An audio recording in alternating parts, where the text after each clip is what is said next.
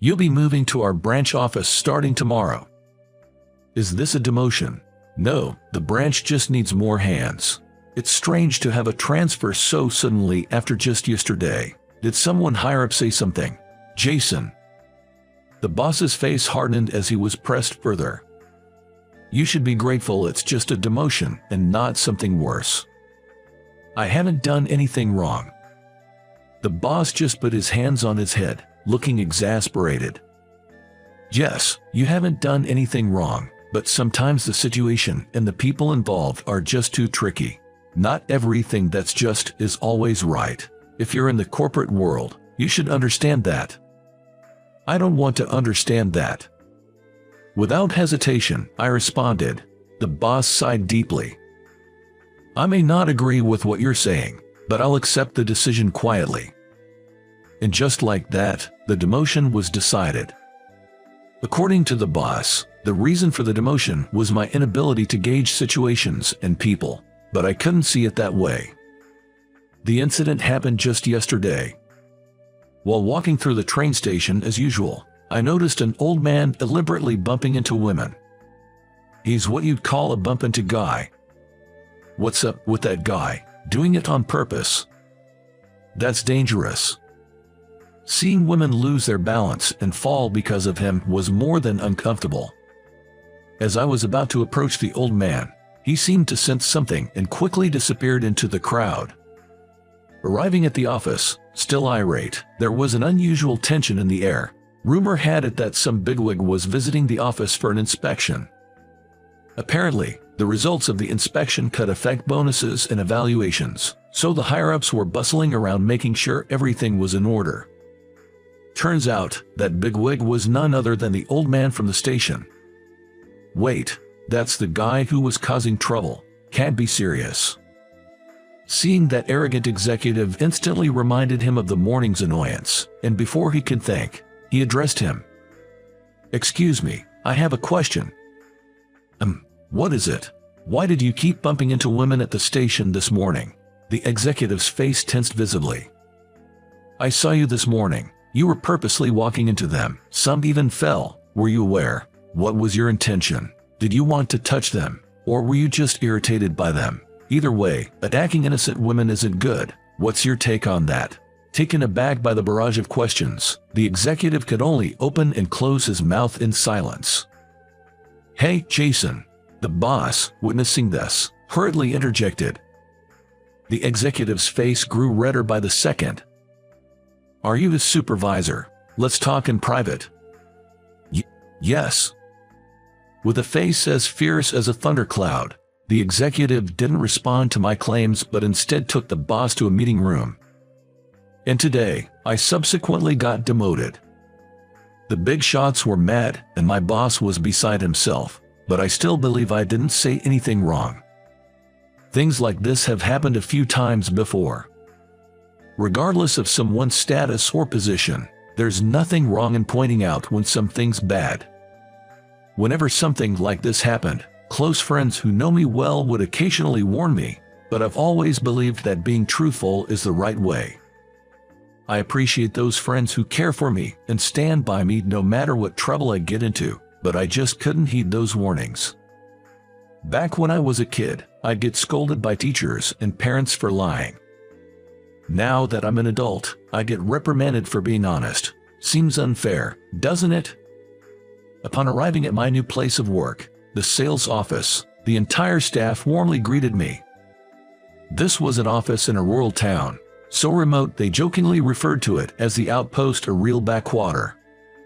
It was just the manager, a sales guy named Peter, and a secretary named Emily, just the three of them. There weren't many customers coming in, but they were well staffed for their needs. There's no chance of improving performance here, and they even cut back on my allowances, reducing my pay. It felt like a typical demotion. I hope we can work well together. It seems pretty laid back here. When I greeted the three of them, all momentarily looked shocked. You sure are straightforward. Let's keep busy together, Jason. That sounds good. Yeah. With that spirit, let's all do our best. The manager looked like a jolly old fellow, and while Peter had the typical playboy look, he seemed like a good guy. "Jason, I'll usher you to your desk." After the greetings, Emily stood up with a cane in her left hand. "Wait, why the cane?" In response to my question, Emily tapped her right leg. "I had a severe accident a few years back. I've needed this ever since." She proceeded through the office, skillfully using her cane. "This desk is yours. The restroom's over there." Watching her maneuver effortlessly between desks and shelves was quite impressive. As I continued to stare, she seemed to become self-conscious, trying to hide her cane. "Please don't stare. I know I'm a bit odd." "No, I didn't think you were odd. I was just impressed by how well you handle the cane. It's cool." "Cool. I'm pretty clumsy, so I'd probably struggle to walk with it. You must have practiced a lot. Honestly, I admire you." "Even if you're just being polite, it's nice to hear." "I genuinely mean it." "Thank you." Emily's smile was as radiant as a blooming flower. A few weeks later, I began learning the ropes from Peter. Watching him work, it was clear he was no slouch. In fact, he seemed very competent, making me wonder why he was even stationed here. "I don't really get along with higher-ups," Peter said, pulling at his light brown hair. His hair is slightly long at the nape. His ears, peeking from behind his hair, have multiple piercings. While I believe appearance shouldn't matter as long as one isn't unkempt, it's true that authority figures often frown upon such looks. "I can see that." "That's harsh, Jason." Despite my comment, Peter laughed cheerfully. "I'm good here, though. Everyone's nice, and it's fun working with them.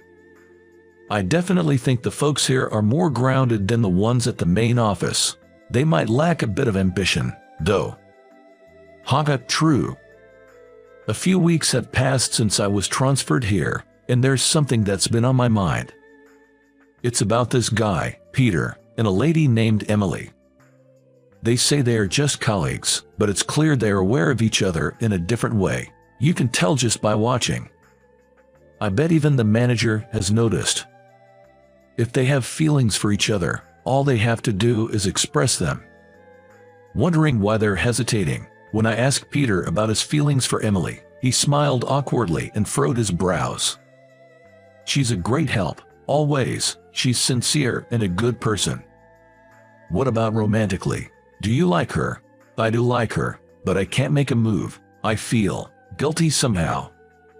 "Why's that? I don't get it. What do you feel guilty about?" "Because of her leg issue. I feel bad for being able to walk normally." It seems Emily also feels a bit awkward for some reason. But I couldn't understand what Peter said at all. Despite all that, I liked this branch. Though I was transferred as a kind of demotion, I have no intention of going back to the main office.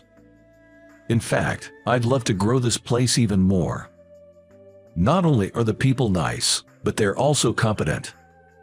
So, leveraging my sales skills and connections I've built over the years, I teamed up with Peter and we put in our best efforts.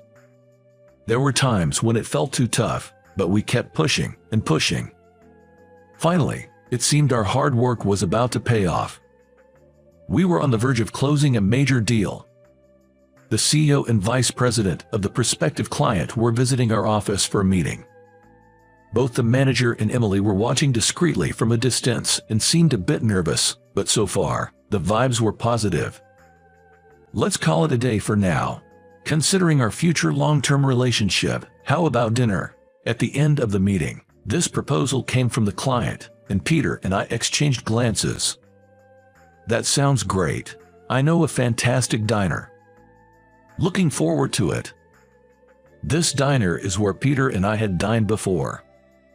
The food, the ambience, the attitude of the hostess, everything was top-notch.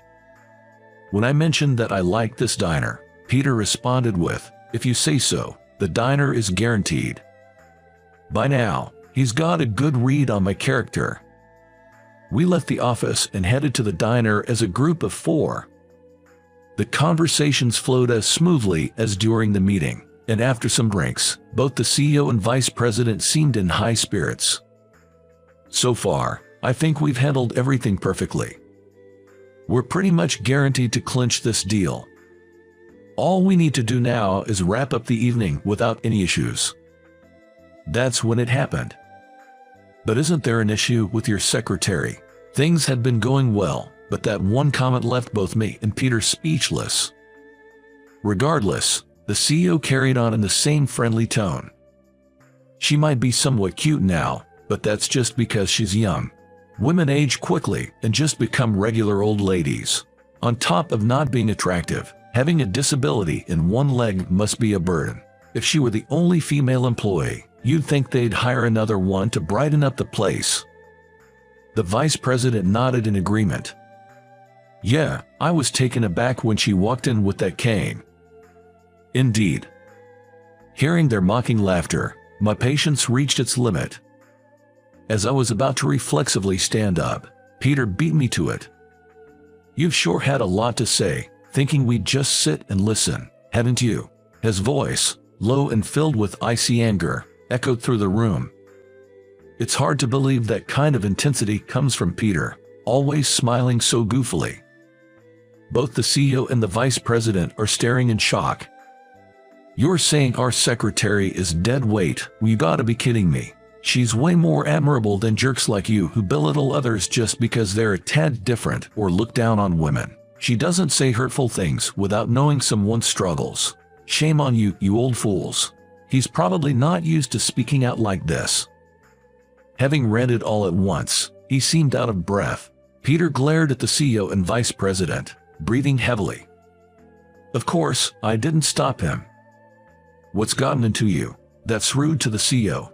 Watching Peter suddenly transform and the vice president stammering in surprise was so amusing. I almost burst into laughter. Just because this is a social occasion doesn't mean you can look down on someone from another company. If anything, you guys are the rude ones here. What did you say? Not only Peter, but I joined in comforting them, making the two of them red with anger. What's wrong with these guys? I've had enough. Let's go. Yes, sir. Fuming, they stormed out of the restaurant, their footsteps echoing. The moment the sliding door closed behind them, silence fell upon the private dining room. Peter let out a big sigh and slumped down. Oh man, I shouldn't have done that, especially during a business meeting.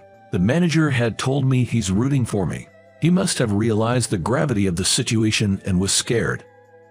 Seeing him all dejected, I quietly handed him my cell phone. The call was connected to our branch office. Jason, what's going on? Just talk to them. Timidly, Peter put the phone to his ear. Hello, you did great, Peter. I could hear the manager's voice from the other end, loud and clear. Seeing Peter's puzzled face, I patted him reassuringly on the shoulder. I've actually been on the line the whole time, probably since they started with their insults. I immediately thought we couldn't deal with people like that. I connected the call so the manager could hear them, just to make sure they weren't lying. So, he heard everything I said. I heard every word, Peter. You did the right thing. Good job. The manager's voice is ringing out, tinged with excitement. That's right, Peter. Thank you so much. I'm over the moon. Emily. In a moment, Peter's eyes glistened when he heard Emily's voice, just as joyous as the manager's. Words of praise for me and Peter still echoed from the other end of the phone. As Peter was trying to hold back tears and respond, I gave him a fist bump. He returned it with a tearful smile. A victory fist bump. Working with a CEO like that, there probably would have been issues down the line anyway. It's good we got to know about them early on, but I'd really appreciate it if you could secure a similar contract soon. Keep up the good work. The manager said this with his usual laid-back tone. Typical of the manager to make such a tall order. The deal might have fallen through, and sales are as tough as ever, but there was a silver lining. Peter and Emily started dating. It seems the dust settled between them after they took a stand that day. Honesty really is the best policy. Thank you for connecting the call back then. Thanks to you, Jason, both of us could take the next step. Emily, smiling, looked as radiant as ever. Congratulations. Make a great couple. Thank you. Don't worry about me getting my heart broken. Yes. Wait, what? Sorry, Peter. You'll have to forgive a comment like that. I'm just bad at keeping secrets. Well, time to move on and maybe find a new romance.